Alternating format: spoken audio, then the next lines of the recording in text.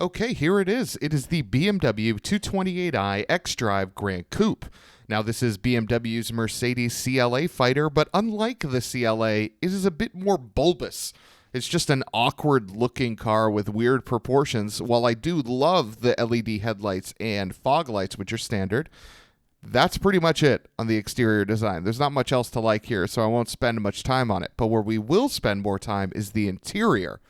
Now, this fully digital center instrument cluster, is really, really nice. It's incredibly responsive. It's very clear. And I wish more vehicles had a system that was as easy as this was and as clear as this was. Moving on to the side, you'll see there's no stock for the lights. I found that pretty interesting. It's all there. There's also the most interesting position for a heated steering wheel button that I've ever seen. But now let's focus a little bit on the instrument cluster.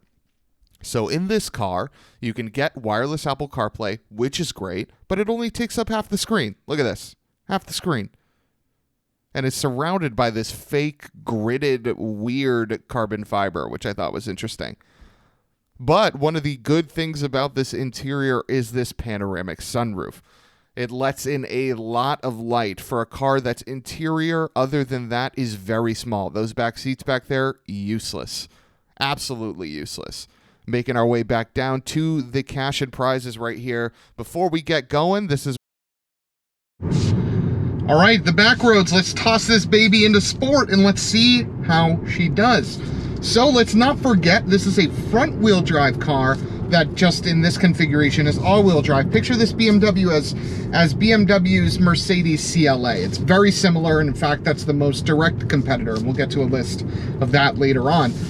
How does it feel initially? Well, BMW is incredibly good at steering feel, I should say. Even in this sport mode, which usually a lot of companies just resort to making your steering heavier, in this BMW, it is actually very nicely weighted, and this is a really great steering wheel as well. So the overall combination there is great. But how is this transmission? Very responsive. If I click the paddle, it does what I want it to do. I haven't yet had a situation where I've hit a paddle and it has not done it, which if I'm going to be driving an automatic car with paddle shifters, they better listen to my every command, even if that means dinging this thing off red line till the end of time. And as of right now, I haven't encountered any situations where the BMW doesn't do that. So that's a good sign, and it's relatively quick, so I don't really have that many complaints there. Again, this is their base of the base for the 2 Series Gran Coupe. This is the 228. So how's the power plant? Torquey. 258 pound-feet of torque. Honestly, this feels like a GTI with its torque band. It's something that in any gear, at any speed, if you press it, it'll put you back in your seat. You won't think, oh, holy cow, Thanasi, this is a really fast car. You'll never think that, but it'll feel quick. It'll feel like it gets out of its own way, and that's very true. How's the handling, though? How's the suspension do? Well, I've driven a lot of front-wheel drive cars and a lot of front-wheel drive-y luxury cars. I talked about TSXs and Civics and other things like that. And this car doesn't feel much different than a later-gen TSX does. And what I mean by that is it's sporty-ish. Does it get out a little bit for an all-wheel drive car in the torque steer department? Yeah, for sure. But how does it feel? It's okay. I mean, you'll definitely have some fun on the back roads. You won't be impressing anybody, but you'll have a smile on your face doing what it does. The engine's a little laggy, but overall, for an entry-level BMW, it feels pretty solid. Would I buy this one? We'll get to that later, but for this backroads portion, I'm decently surprised, I would say. I think I was going into this review with expectations that this car would just be horrendous. And so far, at the very least on this backroads portion, it's just fine. Fine is the best word for this car as it drives. It's just fine. Can you kick it down into a gear? We just did 5th, 4th, 3rd. So will it go to 2nd? 2nd. Yeah. So the paddle shifters are responsive. In sport mode, it's relatively responsive. Again, little lag. And the chassis overall, there's definitely body roll and torque steer, but it's fine. It's just fine on the back roads. Let's take it to the highway where I think this car will actually really excel. Okay, on the highway in the 2 Series Gran Coupe, how does it do? Typical, I would say. Par for the course for what an entry-level luxury car would be, and what that means to me is something that's quiet overall. I don't hear this engine at all, and I'm going 75 miles an hour, and it's only spinning at 2,000 RPM. So comfortable is great, it's quiet. These seats are surprisingly average. I have no complaints, but they're also not spectacular either. In terms of blind spots and things like that, these mirrors are huge, and the blind spot monitoring is nice to have.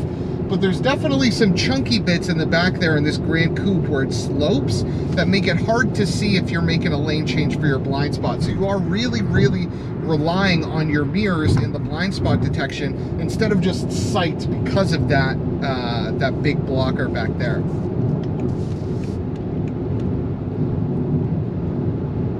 Yeah, I mean, this is what the 2 Series Gran Coupe is for, right?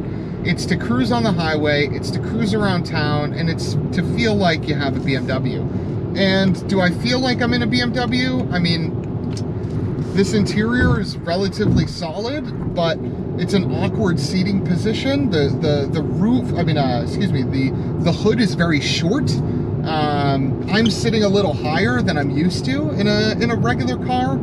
So I don't feel like I'm in a premium machine, short of just looking at this badge right here. But it is definitely a comfortable ride. I can't knock it for that. It is, you could click off a lot of miles in this car, and you might have some back pain because the lumbar support isn't crazy in this car, but you could do it no problem. And this moonroof is a nice touch too, for sure. So let's get to the around town portion where I actually want to really hone in on this car's competition and why I'm really confused that it's priced where it is and why we went over the car's Moroni to start. So let's get to that around town portion where we're going to have a little bit of a longer discussion on, is this 2 Series a car you should buy? All right, we are cruising around town and we need to talk. We need to have a discussion because I'm curious as to where this car fits in, and maybe you guys can help me out. So in looking into this car's competition, there's an obvious one right off the jump, right? It's the Mercedes CLA car. And that was the car that really started this segment where the smaller front-wheel drive luxury car that gives you the badge, gives you some of the features, but overall is just a lackluster vehicle to the brand, right? But there's another car that's positioned just a couple grand more, that's also a competitor, and it's in the same wheelhouse, and it's the BMW 3 Series. Everybody, for 42 grand, and this car was 40 grand, you can get a BMW 330 xDrive, which has the same engine, except it's this way instead of this way. And because it is in that orientation, it's just a more comfortable car to drive. It's rear-wheel drive first and then all-wheel drive second, not like this car that's front-wheel drive first and all-wheel drive second. And it has a bigger interior, gets the same gas mileage, and it has all the same features. So what I'm trying to wrap my head around is why this car exists.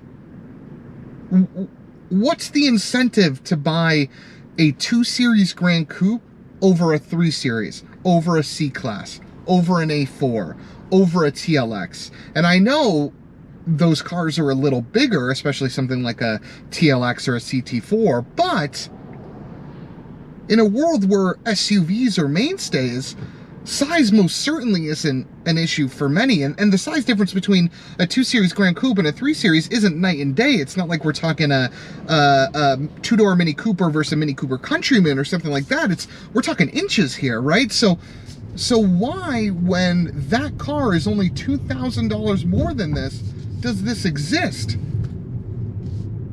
I don't know, guys. I'm really confused. I can't wrap my head around it because there's nothing this car does, nothing that is better or even close to the 3 Series. when it comes to interior, it's not as good. Sure, the cockpit is okay where I'm sitting, but I'm sitting higher. The screen is small, and it just overall feels dinky. The rear seats are useless in this car. Useless. I mean, I'm used to, as a 6 foot tall individual, having to move my seat forward for those in the back. But when I had to do it for the seating configuration I am, just so someone could sit in the back, I had to almost have my gut in the steering wheel.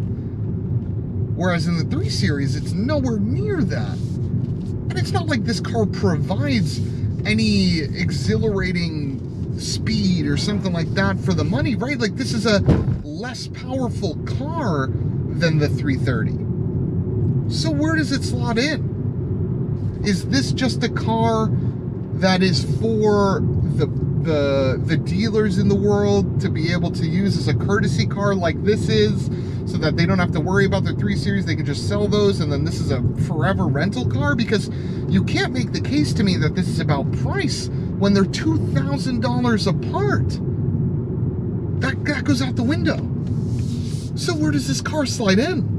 It just doesn't make sense to me. I can't wrap my head around it, and I've been thinking about this all day. Why would someone buy a 2 Series Gran Coupe over a 3 Series? Never mind a C-Class, never mind an A4, never mind never mind something else. Just keep it in the family. Let's say you're a BMW person and you really want a BMW. Why are you buying this car? Is it the looks? Does the 2 Series Gran Coupe really compel you in its styling to make a big enough difference for you want to get that over a new 3 Series? Which, by the way, is a good-looking vehicle and hasn't succumbed to the large grills like the new 4 Series and things like that. So it's definitely not that, right? Like, that's a good-looking car inside and out. So what is it? Do you guys know? Put your theories in the comments, guys. I want to have a conversation about this, because I think BMW should be put on blast for having this car, as should Mercedes with the CLA, because I really don't understand that category. Entry-level luxury has a place. No question about it. It has a place. But is it at only $2,000 less than their main volume sellers?